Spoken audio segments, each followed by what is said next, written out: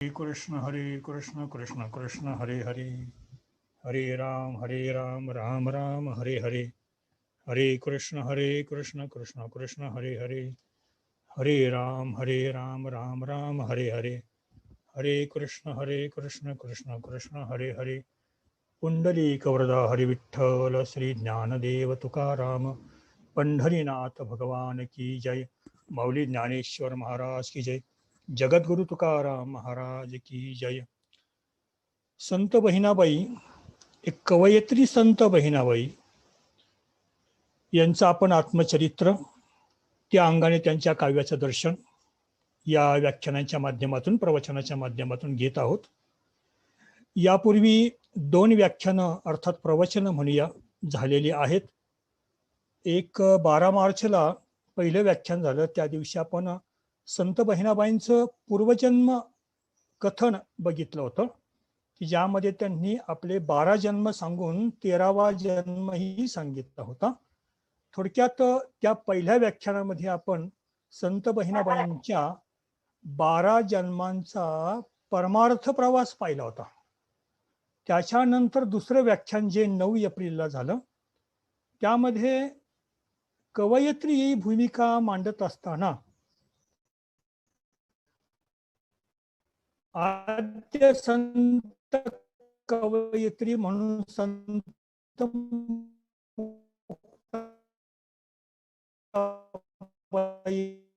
पासून ते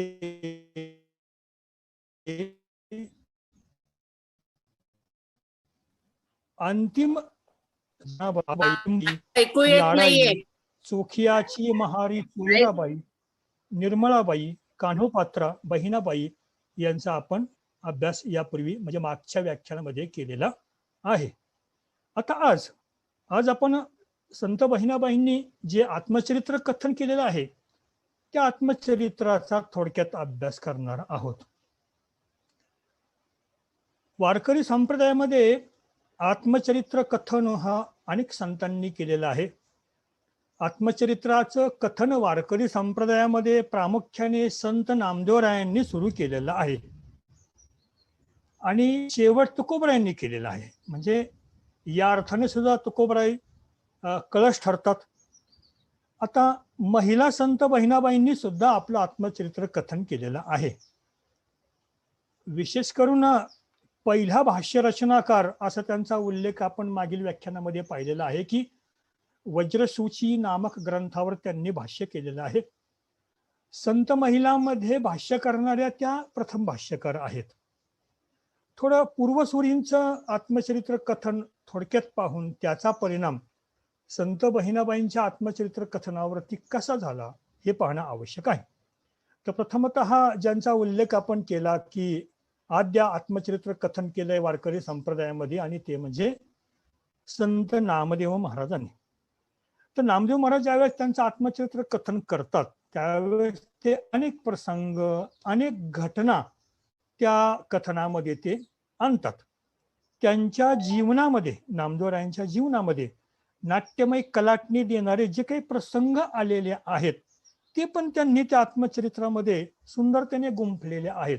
उदाहरण द्यायचं तर गोरोबा काकांकडून नामदेवांचं कच्चं मडकं कसं ठरलं, किंवा पुढे औंढ्या नागनाथला खेचरांची कशी भेट झाली वगैरे हे केलेलं आहे. नामदेवरायांनी या घटनांचं वर्णन केलेलं आहे. शिवाय नामदेवरायांनी काय केलं, कुटुंबियातील व्यक्तींच्या जीवनात होणारे लहान मोठे बदल ते पण सांगितलेले आहेत. नामदेवरायांच्या अभंगरचनेत पाहिलं असता भक्तियोगनिष्ठ कर्माचरणाला महत्व दिलेलं आहे. आपण हे का पाहतो, हे वर्णन का पाहत आहोत, तर आपल्या संत बहिणाबाईंच्या आत्मचरित्र कथनासाठी हा पाया समजून घेणं महत्वाचं आहे.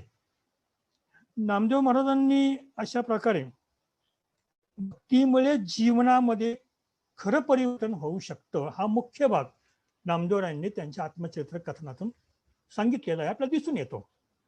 शिवाय त्यांचं आत्मचरित्र कथन हे संवादात्मक आहे. खरं पाहता सगळ्या संतांचं आत्मचरित्र कथन हे संवादात्मकच झालेलं आहे.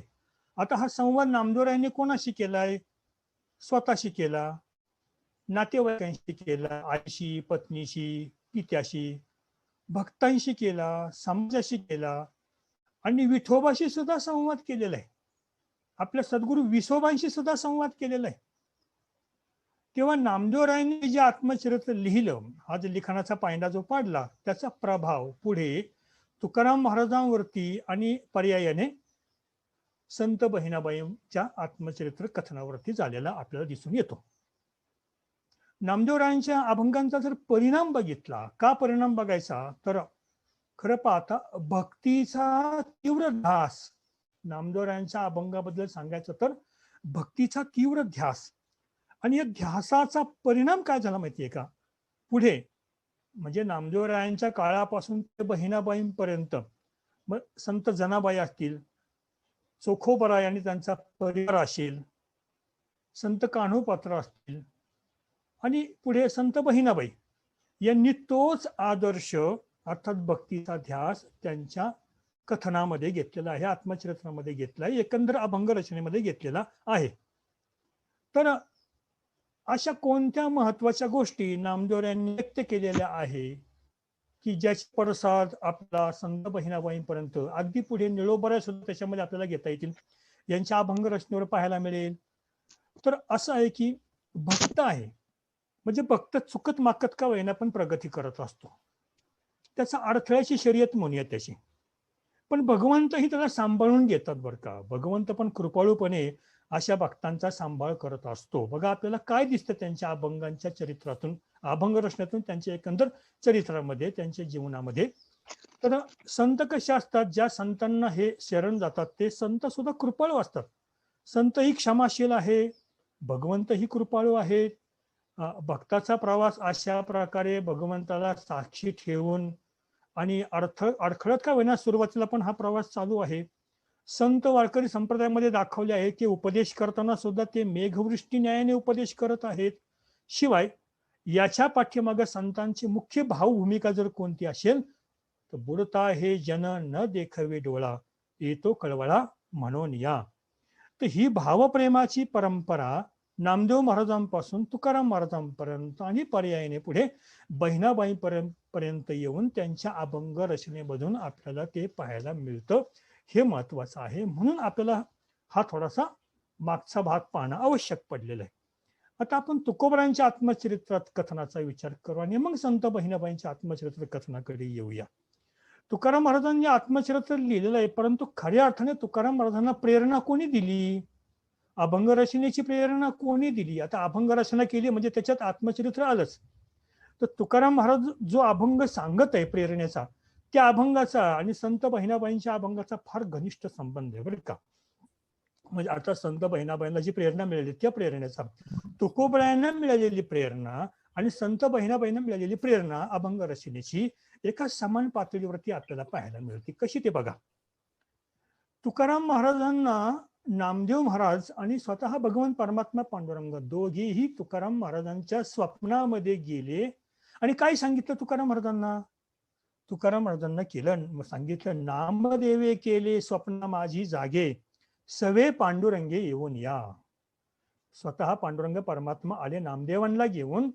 तुकोबराय झोपलेले आहेत, झोपे त्यांना स्वप्न पडलेले आहे, स्वप्नामध्ये नामदेव आहेत आणि स्वतः भगवान परमात्मा पांडुरंग तुकोबरायांशी बोलतायत, त्यांना काही काम सांगतायत, त्यांना काही प्रेरणा सांगतात. काय सांगितलं, सांगितले काम काय सांगितलं, करावे कवित्व. बघा कवित्वाची ही प्रेरणा तुकोबरायांना कशी मिळाली आणि अशीच प्रेरणा बहिणाबाईंना मिळालेली आहे, म्हणून हे सांगणं भाग आहे. सांगितले काम करावे कवित्व, वावगे निमित्त बोलू नये. आता काही बोलूच नका तुम्ही. असं म्हटलंय की भावार्थ रामायण ग्रंथ लिहिताना एकनाथ महाराजांना जाणवलं की आपलं आयुष्य संपत आलेलं आहे. त्यावेळेस त्यांनी वर्णन केलेले आहे की झोप जरी लागली, झोप लागल्यावरती प्रभू रामचंद्र थापटून उठवायचे, नाथा उठ, उठ लवकर, ग्रंथ पूर्ण कर, उठ, झोपू नकोस. म्हणजे काय की आता वेळ घालू नकोस. आणि झालंय तसं. शेवटी रामायणाचा शेवटचा जो कांड आहे तो कांड शिल्लक राहिलाच की जो पुढे गावबानी पूर्ण केलेला आहे. असो, सांगितले काम करावे कवित्व, वावगे निमित्त बोलू नये. मग मापटाची सडे धरलेले विठ्ठले, माप सांगितलं. कोणतं माप, 96 कोटी अभंग नामदेवरायांनी पूर्ण केलेले आहे. पण 4 कोटी अभंग रचना करायची राहिलेली होती. थापटून केले सावधान, प्रमाणांची संख्या सांगे शतकोटी. प्रमाणांची संख्या बरं का, लक्षात घ्या, अभंगाची संख्या नाही म्हटलेलं, प्रमाणांची संख्या म्हटलेले. प्रमाणांची संख्या सांगे शतकोटी, उरले ते शेवटी लावे तुका. उरले ते शेवटी लावी तुका. अर्थात 100 कोटी अभंग रचना करायचं जे काही ध्येय होतं नामदेवरायांचं, ते त्यांच्या अवतार काळामध्ये नाही पूर्ण झालं. मग उरले ते शेवटी लावी तुका.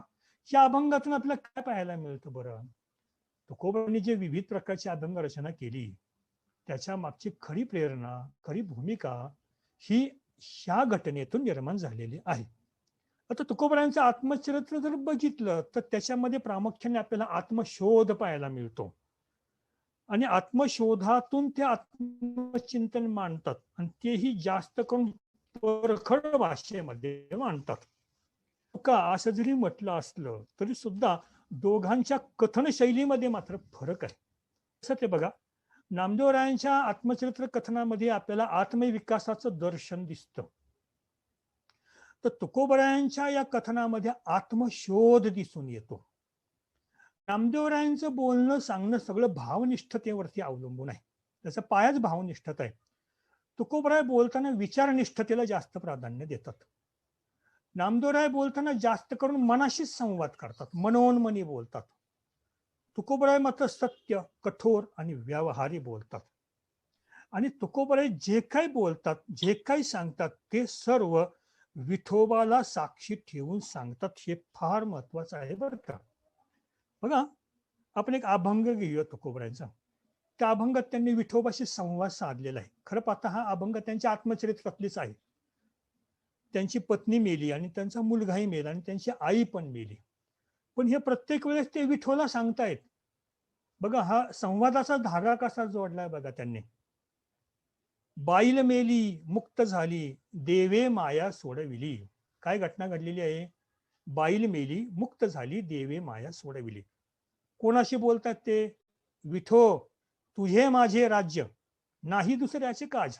बरं झालं देवा, आता तुझाने माझं राज्य सुरू झालं. पुढे काय झालं? पोर मेलं, बरे झाले, देवे माया विरहित केलं. आता मुलगा होता तो मेला, मग विठो, तुझे माझे राज्य, नाही दुसऱ्याचे काज.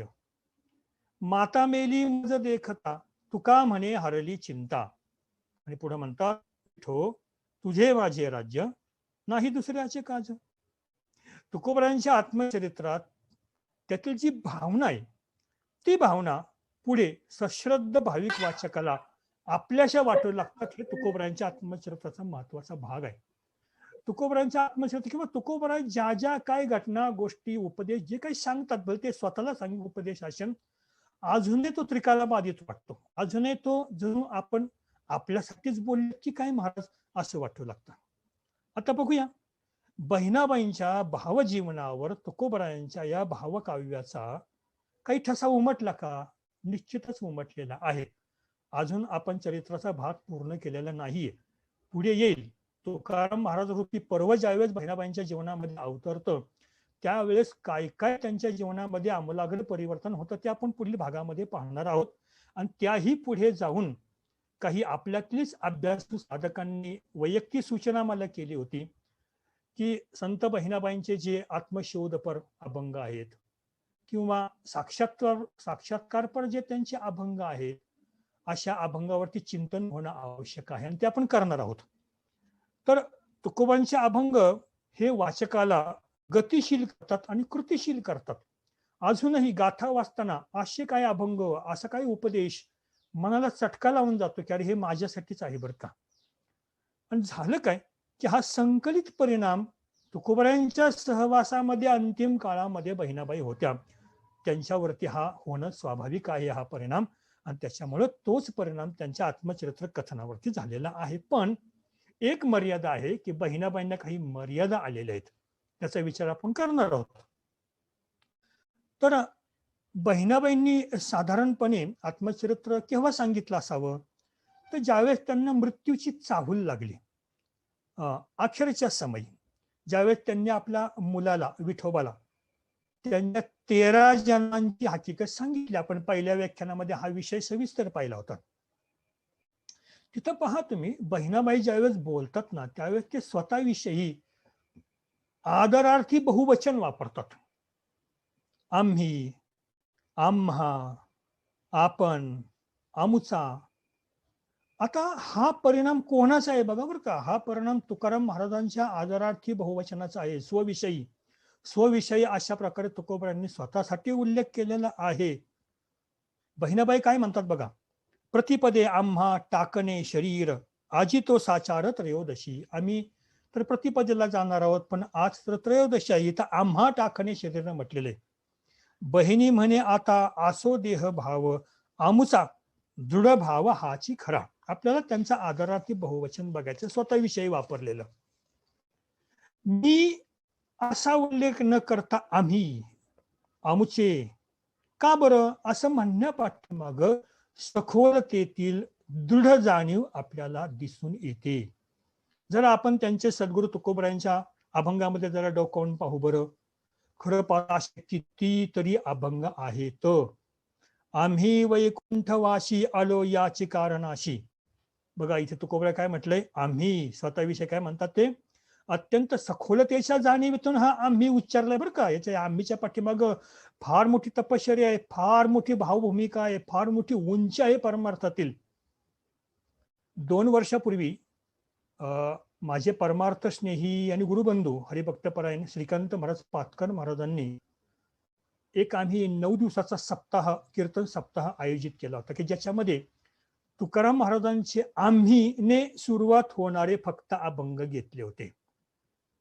आम्ही वैकुंठवाशी आलो याची कारणाशी, बोलेले जे ऋषी साच भावे वर्ताया, आम्ही नामाचे धारक, नेनो प्रकार आनिक, सर्व भावे एक, विठ्ठलची प्रमाण, विठ्ठल आमुचे जीवन, आगम निगमाचे स्थान, विठ्ठल सिद्धीचे साधन, विठ्ठल ध्यान विसावा, आम्ही तेने सुखे, म्हणा विठ्ठल विठ्ठल मुखे, धन्य म्हणवीन इहलोकी लोका, धन्य म्हणवीन इहलोकी लोका, भाग्य आम्ही तुका देखीला.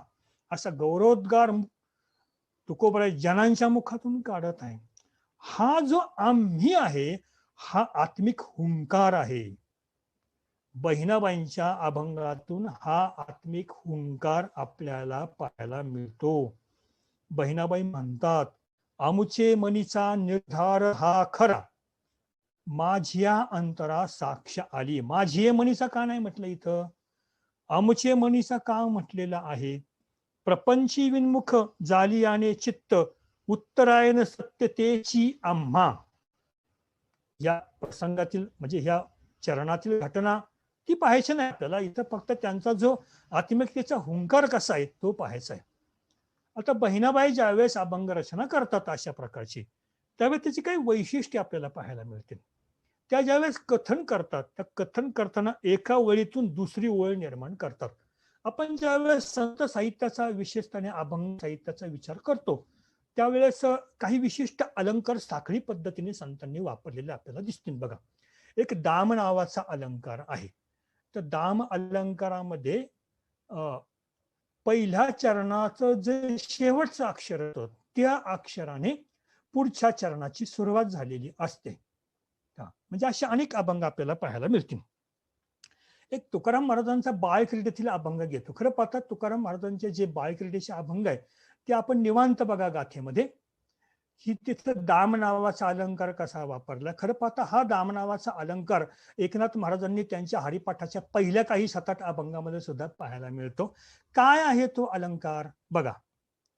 तुकाराम महाराज भगवंताच्या बाळक्रीडेचं वर्णन करताना भगवंताने अवतार केव्हा घेतलं, कसे घेतलं हे सांगत असताना तो अलंकार कसा चपखलपणे वापरतात बघा. तुकाराम महाराज सांगतात की ज्यावेळेस भगवंत अवतार घेतात त्यावेळेस ते अवतार घेत असताना ए दशे चरित्रे केले नारायणे, रांगता गोधने राखीत आहे. गोधने राखीत असताना, रांगत असताना भगवंताने चरित्र केलं. बघा, रांगता गोधने राखीत आहे, शेवट काय आहे हे, लगेच पुढचं चरण बघा. हे सोंग सारिले या रूपे अनंते, पुढेही बहुते करणे आहे. कुठं समाप्त झालं दुसरं चरण आहे. तिसरं चरण घ्या. आहे तुका म्हणे धर्म संस्थापने, केला नारायणे अवतार. हरी बोला नाही तरी अबोला, व्यर्थ गलबला करू नका, नका नका वाद, नको अभिमान, सोडे मी तू पण तोची सुखी, सुखी जेणे व्हावे, जगाने व्हावे, अज्ञाने लावावे सन्मार्गाशी, मार्ग जयाकडे, भावभक्ती बळे, ह्याला म्हणतात दामालंकार. बहिणाबाई कथन करताना हे अलंकार म्हणण्यापेक्षा एका ओळीतून दुसरी ओळ प्रसवतात, आणि ही तर खरी गमक आहे. बरं, एका ओळीतून दुसरी ओळ, दुसऱ्या ओळीतून तिसरी ओळ सांगताना अर्थामध्ये सुद्धा भर घातली जाते बरं का. त्याच्यामुळे काय होतं, अर्थाचा विस्तार वाढतो आणि त्या कथानकाविषयी उत्कटता निर्माण होते, तीव्रता वाढते. हे महत्वाचं आहे. जणू काय अभंगकर्त्याचा, कवीचा, कवयित्रीचा श्रोत्यांशी, साधकांशी, वाचकांशी एक प्रकारचा अंतरसंवाद सुरू होतो. आणि म्हणून अशी जी रचना रचली जाते, जिला अभंग छंद म्हणतात, ती रचना गेय असते, गाण्याजोगी असते, ती गद्यात नसते, पद्यात असते. म्हणून वारकरी संतांचे अभंग, बहुधा सगळ्या संतांचे अभंग ताल स्वर लावून गाता येतात, आणि म्हणून गायक आणि श्रोते त्या रचनेशी समरस होऊ शकतात. अभंग छंदात रचण्याचा आणखी एक महत्वाचा भाव आहे. वारकरी भजनाची पद्धत आपल्याला सांगतो. वारकरी भजनामध्ये अभंग म्हणत असताना अभंग गाणारा पुढे म्हणत असतो, गात असतो, आणि पाठीमागे त्याला साथ देत असतात, तेच तो अभंग म्हणत असतात. त्याच्यामध्ये दोन गोष्टी घडतात आणि त्या घडणं आवश्यक आहे. एक म्हणजे ते अभंग गायन अर्थवाही आणि भाववाही असं दोन प्रकारचं असावं लागतं, नवे असलंच पाहिजे. म्हणजे अभंग गाताना त्याच्यातून तो भाव व्यक्त व्हायला पाहिजे. आणि म्हणून वारकरी भजन सुद्धा अभंगातील कोणता भाव आहे त्या भावाप्रमाणेच त्या अभंगासाठी जी चाल लावली जाते, त्या चालीला त्याच भावानुसार राग आयोजित केलेला असतो. अवांतर भाग आपण सोडून देऊ, पण त्यामुळे अभंग गायन करताना गाणारा आणि श्रवण करणारे, खरं तर दोघे श्रोतेच आहेत, आणि गायक गायक पण आहेत, ती आरूढ होतात. तसेच त्या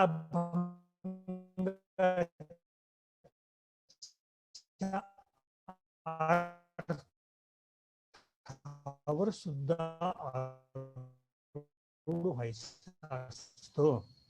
मग ज्या वेळेस ही भजन समाधी कशी लावायची याची युक्ती तो एका अभंगात सांगतात बघा, की लावोनी मृदंग श्रुती टाळ घोष, सेऊ ब्रह्मरस आवडीने, एक गाव्या मी विठोबाचे नाम, आणि कापे काम नाही आकडून या वाटा, सूक्ष्म नि दुस्तर केला राज्यभार चाले ऐसा, लावोनी मृदंग श्रुती टाळ घोष, सेवी ब्रह्मरस आवडीने.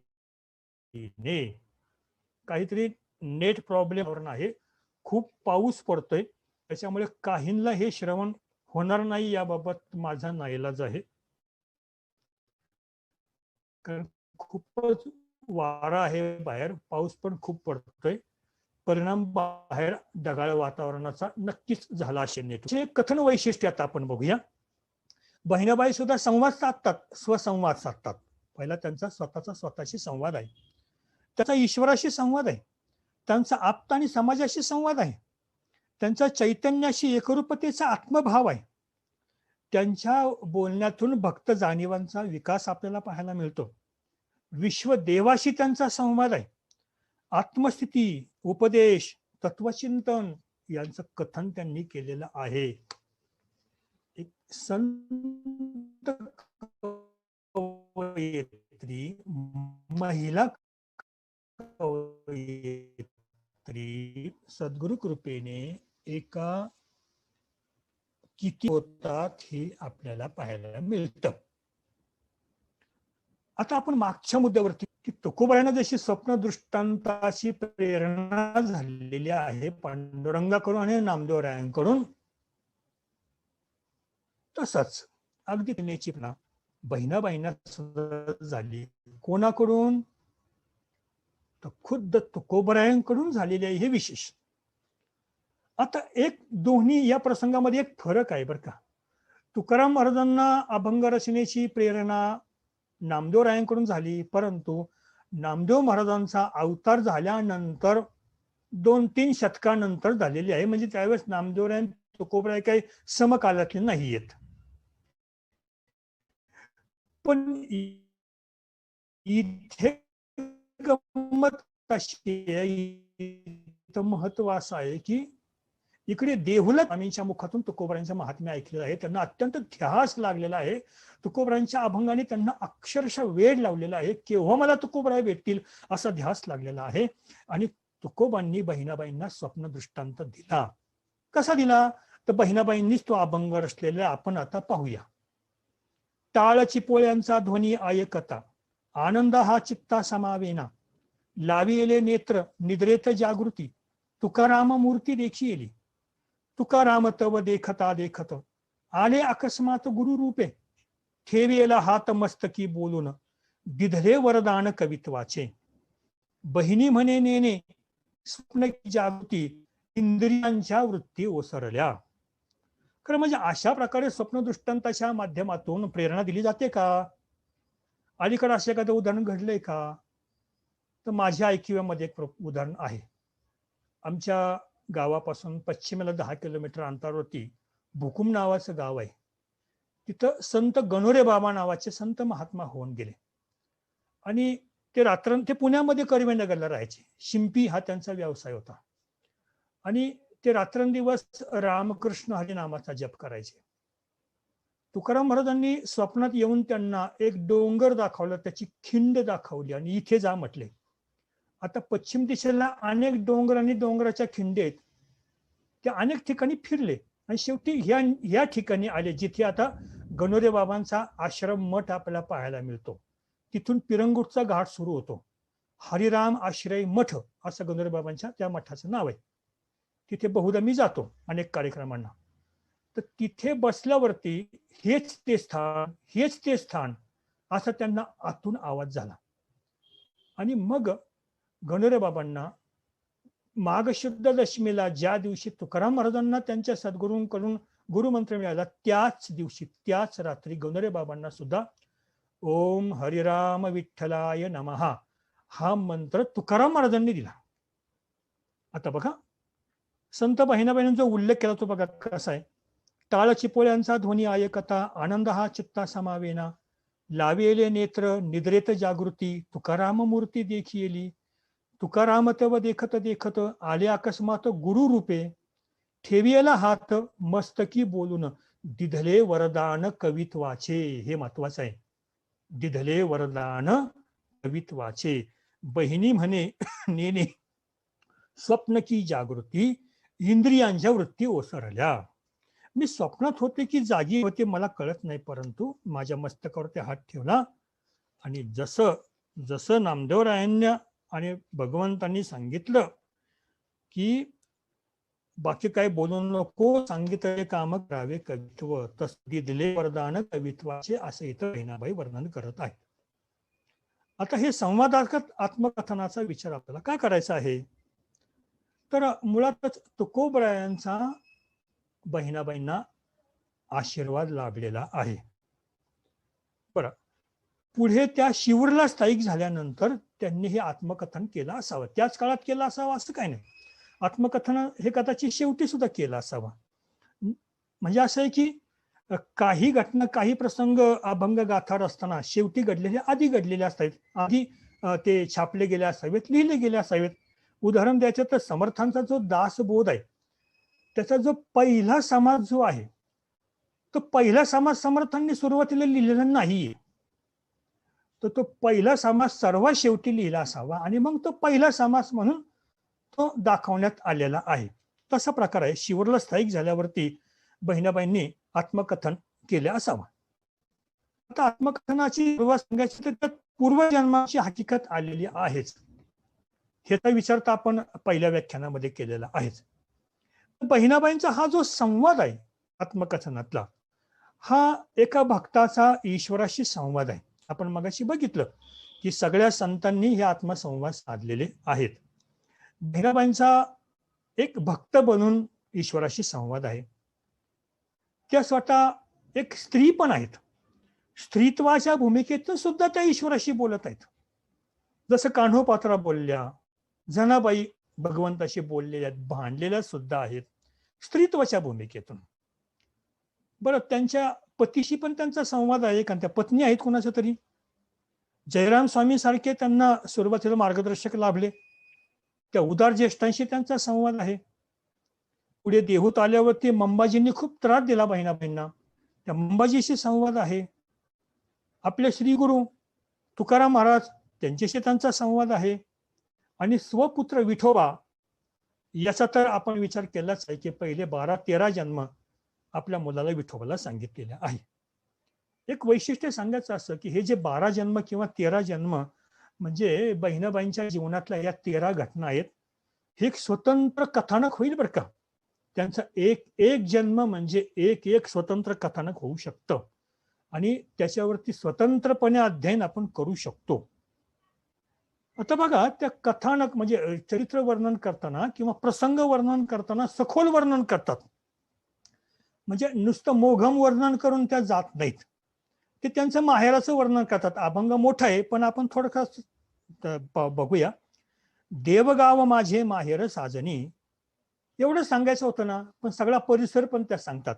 वेरुळ तेथुनी पूर्व भागी, अगस्ती राहुनी देवगावी सदा, शिवनदी स्नान करी सदा. म्हणजे पौराणिक संदर्भ पण दिलाय त्यांनी. भौगोलिक संदर्भ तर दिलाच. म्हणजे माझं देवगाव नावाचं माहेर तुम्ही सामान्य नका समजू.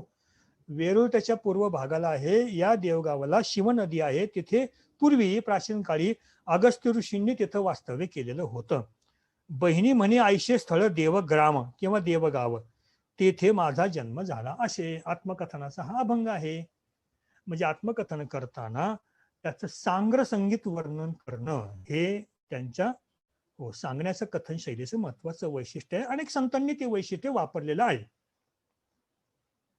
एकदा असं झालं की बहिणाबाई लहान असताना त्यांच्या वडिलांना सोन्याची मोहर सापडली. बस ही एक साधी घटना आहे, पण त्याचं पण त्या सविस्तर वर्णन करतात. आपण थोडक्यामध्ये बघूया. मोहर बांधली पितांबरी गाठी. आता बाहेर प्रवास करायला जात असताना त्यांना रस्त्याने चालताना बहिणाबाईंच्या वडिलांना सोन्याची मोहर सापडली. ती त्यांनी गाठीला बांधली. सापडली वाटी वेरुळाच्या, तिथून वेरुळ जवळ असावं आणि आहेच म्हणे त्यांनी सांगितले. मग वेरुळाला दर्शनाला चालले असतील बहिणाबाईंचे वडील. वाट्यामध्ये त्यांना ती सोन्याची मोहर सापडली. मग त्यांनी कणवटीला बांधली. घरा येऊन या आनंदे बोलती, कन्या आम्हा प्रति लाभायित. माझी कन्या मला लाभायित झालेली आहे. मग त्याच्यातून त्यांनी काही पूजा उपचार केले, भोजन अन्नदान केलं, ब्राह्मणांना दक्षिण दिला वगैरे. हे सर्व वर्णन एक सविस्तर वर्णन करण्याची त्यांची ती शैली आहे. तुकोबरायांचं आत्मकथन आणि बहिणाबाईंच्या आत्मकथनामध्ये तसा पाहता फरक फार आहे बरं. प्रभाव जरी असला तरी फरक आहे. तो फरक होण्यापाठीमागं तशी काही कारण सुद्धा आहेत. तुकोबरायांचे आत्मकथन हे विश्व चैतन्याशी एकरूप होणार आहे.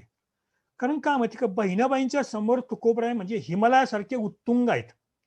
बहिणाबाई त्यापुढे अगदी म्हणजे स्वतःला अतिशय अतिशय नम्र भावनेने व्यक्त होत आहेत. त्यांना माहिती आहे माझे सद्गुरू तुकोबराय किती महान आहेत. ते बोलले त्याप्रमाणेच तुका आकाशा एवढे आहेत. मग आता तुकोबरायांचे आत्मकथन हे विश्व चैतन्याशी एकरूप होणारच. बहिणाबाईंना 12 जन्म परमार्थ करावा लागला आहे. म्हणून त्यांचं जे आत्मकथन आहे हे एक प्रवासच चालू आहे अजून त्यांचा. तो तुकोबरायांपाशी येऊन त्यांचे गंगा नदी या सागराशी येऊन मिळालेले आहे. 12 जन्मांचा त्यांचा तो खळखळ प्रवाह आहे. त्यामुळे त्यांचं आत्मकथन जरा त्यांच्या स्वतःशी संबंधित आत्मनिष्ठ झालेले आहे जास्त. तुकोबराय आदी संत हे मुळातच जगद्गुरु पद घेऊनच आल्यामुळं त्यांच्या आत्मकथनाला विश्वाशी कव घालण्याचं सामर्थ्य त्यांच्या बोलामध्ये आहे. आता बहिणाबाईंना असं का घडलं असावं, का त्यांचं आत्मकथन आत्मनिष्ठ झालं असावं, तर मुख्य म्हणजे त्यांची स्त्रीपणाची जाणीव. आणि खरं पाहता ती त्यांची मर्यादा पण आहे आणि हे स्वाभाविक आहे. त्या आपल्या जाणीव त्या स्त्रीत्वाच्या मर्यादेत ठेवतात. आता आपण मागच्या काही व्याख्यानामध्ये बघितलं बघा की संत जनाबाईंचं जर बघितलं त्या थोड्याशा क्रांतिकारक वाटतात आपल्याला. मुक्ताबाई सुद्धा तसंच वाटतात. पण संत बहिणाबाईंनी मात्र जनाबाईंसारखा असा जरासा आगळा वेगळा भाव मात्र व्यक्त केलेला ना.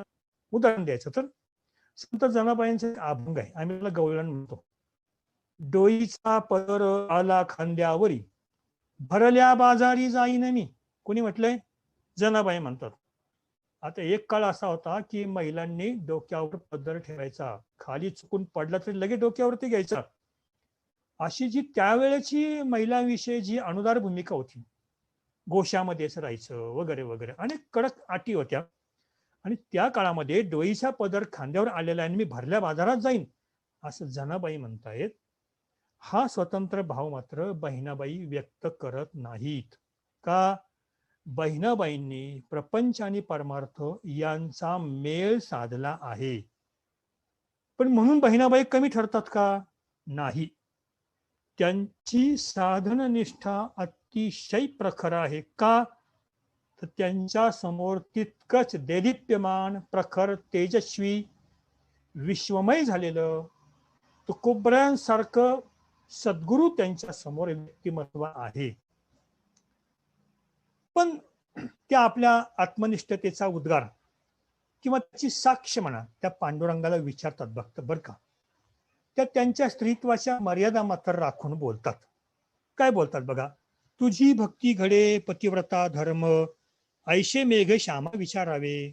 भगवंताला म्हणतात, भगवंता तुझी भक्ती सुद्धा घडावी आणि पातिव्रत्य धर्म माझं जोपासलं जावं.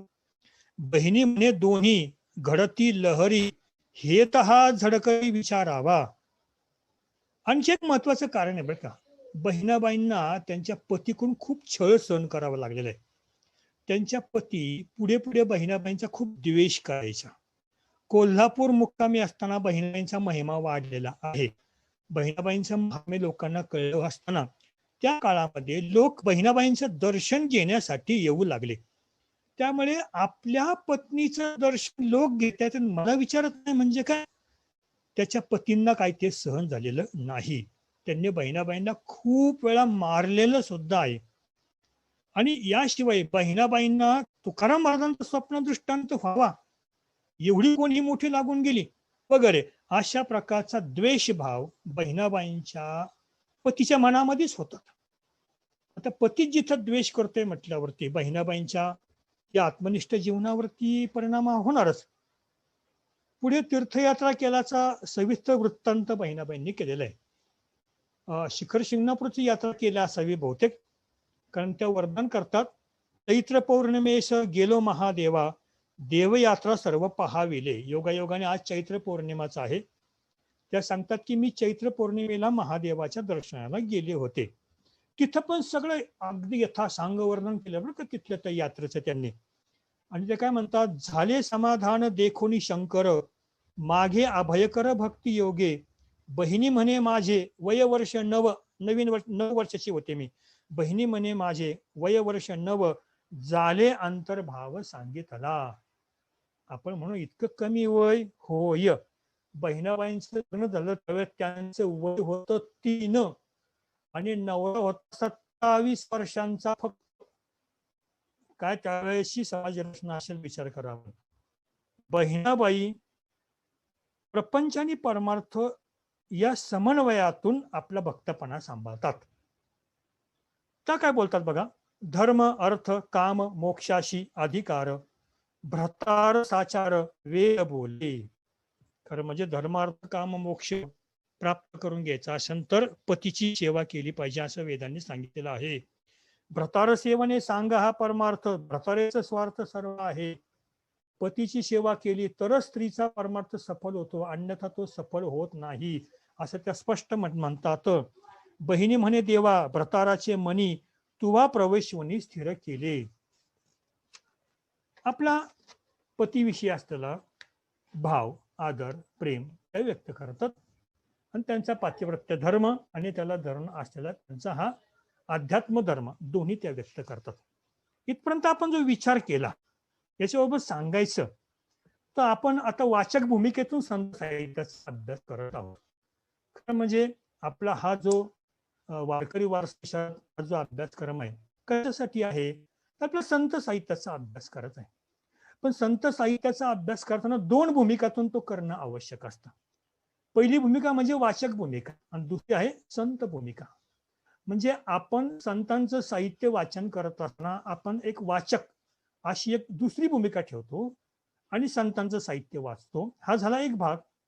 पण दुसरा भाग आहे तो म्हणजे आपण त्या संत भूमिकेतच जाऊन ते साहित्य वाचलं तर, अनुभवलं तर, ऐकलं तर त्याचा अनुभव आणखी वेगळा असेल. तोच महत्वाचा आहे, तोच इथं अभिप्रेत आहे. म्हणजे संत ज्यावेळेस काही उपदेश करतात किंवा काही महत्वाचं तत्व सांगत असतात, ते संतांनी सांगितले म्हणून आपण वाचक भूमिकेतून श्रवण केलं, ठीक आहे. पण आपण जर त्या संतत्वाच्या भूमिकेतून जाऊन त्यांच्या साहित्याकडे पाहिलं, वाचलं तर आपल्याला त्याची आगळी वेगळी अशी प्रेरणा मिळाल्याशिवाय राहणार नाही. त्यामुळे संत साहित्याचा अभ्यास करताना समीक्षा कशी करावी, संत साहित्याचा अभ्यास करताना समीक्षा कशी करावी त्याबाबत मागच्या एका व्याख्यानामध्ये, म्हणजे मागच्या वर्षीच्या एका व्याख्यानामध्ये मी एका पुस्तकाचा आपल्याला संदर्भ दिला होता बघा. डॉक्टर ज.वा. जोशी यांनी ग्रंथ लिहिलेला आहे, संत साहित्य मूल स्रोत आणि समीक्षा. याचं प्रकाशन केलेलं आहे आपल्या कल्याणीताई नामजोशींनी प्रकाशन केलेलं आहे आणि गीता धर्म मंडळात हे प्रकाशन झालेलं आहे. त्यांनी समीक्षा कशी करावी याची मुद्दे आता बघूया. का बघूया तर आपल्याला संत साहित्याचा अभ्यास करायचा आहे म्हणून. पुढील 9 समीक्षेच्या मुद्द्यातून आपण संत साहित्याचा अभ्यास करतो का, नव्हे केला पाहिजे. पहिला मुद्दा आहे संतांचं व्यक्तिमत्व, त्यांचं मनोविज्ञान आणि त्यांचं चरित्र यांची समीक्षा पाहायला पाहिजे. नंतर त्या संत साहित्याची परिभाषा काय आहे ही पण अनुभवली पाहिजे, नव्हे अभ्यासली पाहिजे. आणि ही परिभाषा अभ्यासत असताना त्यांची वाङ्मयीन समीक्षा करायला पाहिजे.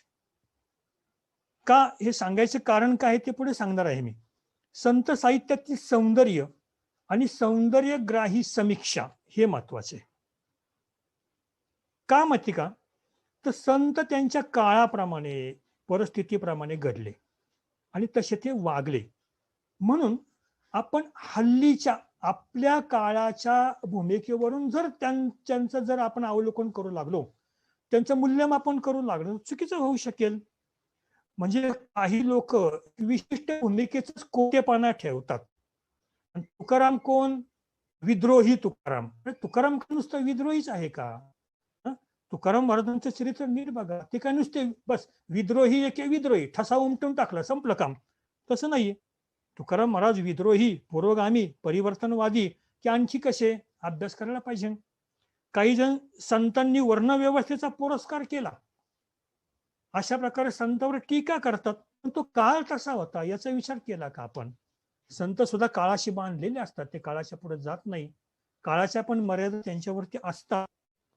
त्यामुळे संत साहित्यातील सौंदर्य आणि सौंदर्यग्राही समीक्षा याचा पण विचार केला पाहिजे. संत साहित्यातील तत्वदृष्टी पाहायला पाहिजे, हे महत्वाचं आहे. तात्विक समीक्षा करायला पाहिजे. ही समीक्षा करताना कुठल्या प्रकारचा दुराग्रही भाव न ठेवता, मनामध्ये कोणती आढी न ठेवता, मूळ जे वाङ्मय आहे, वेद वाङ्मय म्हणा किंवा ज्याला आपण उपनिषद वाङ्मय वगैरे म्हणूया, ज्या भूमिकेवर संत बोललेले आहेत.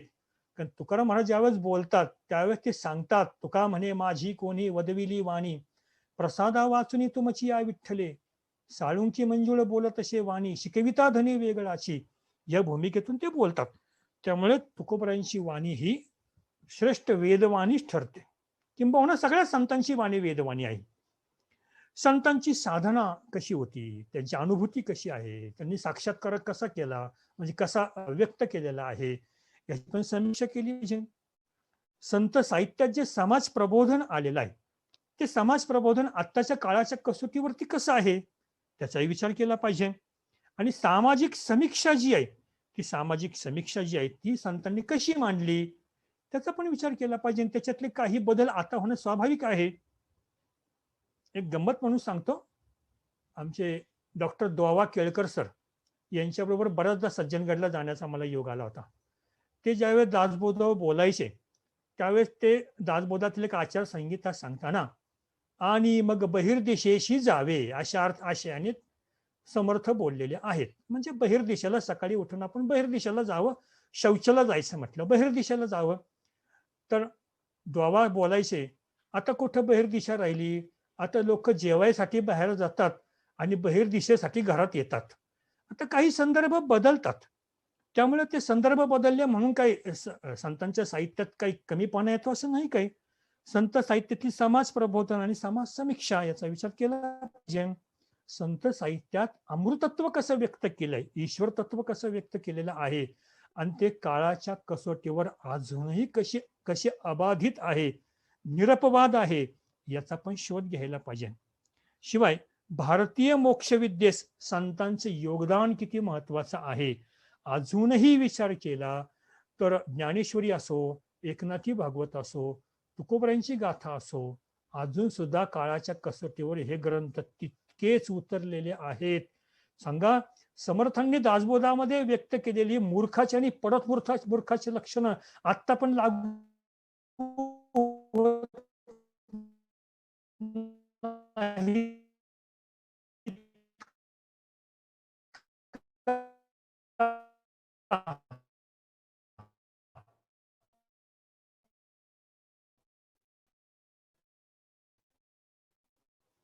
तेव्हा काळ होऊन गेला आणि आचार्यांचा काळ आला आणि त्याच्यानंतर संतांचा काळ जर नसता आला, संत जर निर्माण नसते झाले किंबहुना संतांनी साहित्य निर्मिती केलीच नसते तर अध्यात्माचा वारसा हा टिकून राहिलाच नसता. इतकं मोक्षविद्येला महत्वाचं योगदान संतांचं आहे. संत आणि संत साहित्य यांचे या विश्व संस्कृतीला जे योगदान लाभलेलं आहे त्या योगदानासाठी आपल्याला अभ्यास करण्यासाठी कटिबद्ध होणं आज काळाची गरज आहे. संत बहिणाबाईंसारख्या एका कवयित्रीने त्या काळामध्ये वज्रसूची सारख्या एका संस्कृत ग्रंथावरती भाष्य करून भाष्याधिकार मिळवावा, ते सुद्धा प्रपंच आणि परमात्मा दोन्ही संपादन करून केवढी आश्चर्याची बाब आहे आणि केवढी अभिमानाची पण बाब आहे. शालिनीताई जावडेकर यांनी संत बहिणाबाईंची जी अभंगगाथा संपादन केलेली आहे त्याच्यात त्यांनी बहिणाबाईंची आरती रचलेली आहे. त्याच्यातलं एक प्रमाण आहे, प्रपंच परमार्थ चालविला समान, पतिव्रता धर्म कठीण झाली, झाली स्त्री जीवना भूषण. प्रपंच परमार्थ चालविला समान, पतिव्रता धर्म कठीण, झाली स्त्री जीवना भूषण. म्हणजे आज अतिशय महत्वाचा मोलाचा संदेश आपला संत बहिणाबाईंच्या जीवनचरित्रातून पाहता येतो की त्यांनी आपल्या पतीला देव समजून सद्गुरु तुकोबरायांची कृपा संपादन करून प्रपंच करून परमार्थ संपादन केलेलं आहे. हे फार मोठं योगदान संत बहिणाबाईंचं वारकरी संप्रदायाला लाभलेलं आहे. तेव्हा संत साहित्याने अद्यापही आर्थिक, सामाजिक, सांस्कृतिक बदल घडू शकतात हे ओळखून घ्यायला पाहिजे आपण आणि संत साहित्याचा अभ्यास जबाबदारीने केला पाहिजे. त्यामुळे संत बहिणाबाईंचं स्थान सांगायचं तर वारकरी संप्रदायामध्ये जसं ज्ञानदेव रचेला पाया आणि तुका झाला असे कळस, त्यांचे सद्गुरू म्हणजे बहिणाबाईंचे सद्गुरू तुकोबराय ह्या वारकरी संप्रदायाच्या इमारतीचे कळस झाले आणि तेथेच त्याच कळसाच्या लगत बहिणाबाईंनी स्वतःचं स्थान निर्माण केलं. बहिणी फडकती ध्वजा, निरूपण झाले ओजा. अशा प्रकारे आपण हा अभ्यासक्रम करत आहोत. त्याच्यामध्ये आणखी एक बदल व्हावा अशी अपेक्षा अनेक अभ्यासकांकडून आलेली आहे. त्याची सूचना म्हणा मी आपल्या समोर आत्ता मांडतो आणि माझी सेवा आटोपते घेतो. सध्या आपण दर मंगळवारी आणि दर शुक्रवारी वारकरी वारसा विषयावर तृतीय वर्षाचा अभ्यास करत आहोत. आपल्यापैकी कित्येक अभ्यासक हे ज्ञानमयीचे सकल संत विचारपीठाचे पहिल्यापासूनचे श्रोते आहेत. बऱ्याच जणांना त्याची कल्पना आहेच मुळी की पूर्वी म्हणजे आता हा विपरीत काळ आला असल्यामुळे सर्व बंद झालेलं आहे. पण ज्ञानमयीच्या व्यासपीठावरती जसा आपला पूर्वी हा पाठ चालायचा तसाच रविवारी सुद्धा व्याख्यान चालायचं. तर हे रविवारचे व्याख्यान पुन्हा सुरू करायचं का, आपण वाचकांनी याबाबत सूचना नंतर व्हॉट्सअप ग्रुपवरती द्यायची आहे, ज्ञानमयी भक्तिबोधवरती द्यायचं आहे. जसं आपला शुक्रवार आणि मंगळवार हा वारकरी वारसा विशारदचा चालू आहे, पण काही अभ्यासकांना या वारकरी वारसा विशारदच्या वर्गामध्ये भाग घेता आला नसेल किंवा काही कारणास्तव काही तांत्रिक अडचणी निर्माण होत असतील, असे इच्छुक असतील ते. याशिवाय आपण जर इतर कोणाला इच्छुक समजत असाल, ते अन्य अभ्यासक, या सर्वांसाठी पुन्हा साधारण पुढल्या महिन्यापासून याबाबत सविस्तर सूचना आपल्याला दातार सर येत्या शुक्रवारी देतीलच. तर पुढल्या महिन्यापासून दर रविवारी आपण हा एक आणखी एक्स्ट्रा जादा व्याख्यानाच्या रूपाने अभ्यास वर्ग चालू करावा असा मानस आहे. त्यासाठी अन्य काही व्याख्याते तिथे नियोजित केले जातील वगैरे, हा सगळा विचार नंतर केला जाईलच. फक्त रविवारचा हा वर्ग चालू करायचा का, याबाबत आपलं मत काय आहे ते आपण नंतर ज्ञानमयी भक्तिबोधवरती आपण सर्वांनी कळवावं. काही सूचना द्यायच्या असेल तर सूचना पण द्याव्यात. झालेली ही प्रवचन सेवा जगद्गुरु तुकाराम महाराज आणि त्यांच्या परमशिष्या संत बहिणाबाईंच्या चरणी समर्पित करतो. पुंडलिक वरदा हरी विठ्ठल श्री ज्ञानदेव तुकाराम पंढरीनाथ भगवान की जय. मौली ज्ञानेश्वर महाराज की जय. जगद्गुरु तुकाराम महाराज की जय. धन्यवाद महाराज. आपण जे आता सांगितलं त्याबद्दल सर्वजण विचार करतीलच आणि साधारणतः 1 मेला आपण आपला ग्रुप ओपन करणार आहोत 1-2-3 दिवसाकरता. विश्वात्मके देवी येणे वायज्ञ तोषावे, तोषोनी मज द्यावे पसाय दान हे.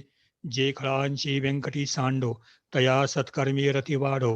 भूतां परस्परे जडो मैत्र जीवाचे, दुरिताचे तिमिर जावो. विश्वस्वधर्म सूर्य पाहो, जो जे वांछिल तो ते लाहो. प्राणी जात वर्षत सकळ मंगळी, ईश्वर निष्ठांची मांदियाळी.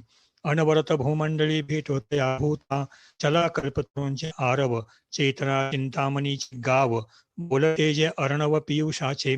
चंद्रमेजे अलांछन, मार्तंड जे तापहीन. ते सर्वाही सदा सज्जन, सोयरे होतो किंबहुना सर्व सुखी. पूर्ण होवनिती ही लोकी, भजिजो आदि पुरुखी अखंडित.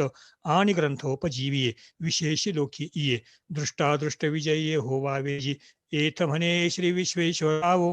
हा होईल दान पसावो, येणेवरे ज्ञानदेव सुखिया जाहला. येणेवरे ज्ञानदेव सुखिया जाहला. येणेवरे ज्ञानदेव सुखिया जाहला. हरि ओम शांती शांती शांती.